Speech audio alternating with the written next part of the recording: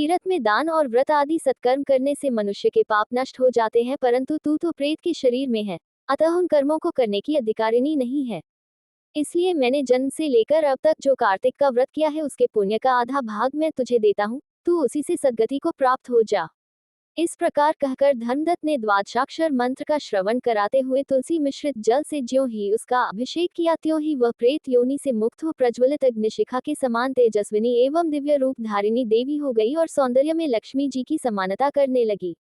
तदंतर उसने भूमि पर दंड की भांति गिरकर ब्राह्मण देवता को प्रणाम किया और हर्षित होकर गदगद वाणी में कहा, हे द्विज श्रेष्ठ, आपके प्रसाद से आज मैं इस नरक से छुटकारा पा गई।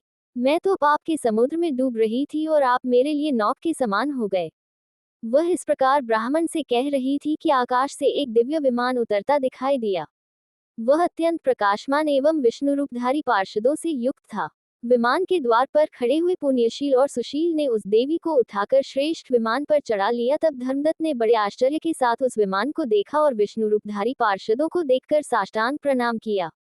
पुण्यशील और सुशील ने प्रणाम करने वाले ब्राह्मण को उठाया और उसकी सराहना करते हुए कहा, हे द्विज श्रेष्ठ, तुम्हें साधुवाद है, क्योंकि तुम सदैव भगवान विष्णु के भजन में तत्पर रहते हो, दीनों पर दया करते हो, सर्वज्ञ हो तथा भगवान विष्णु के व्रत का पालन करते हो।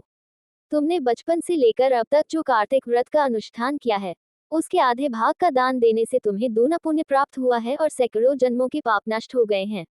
अब यह वैकुंठ धाम में ले जाई जा रही है।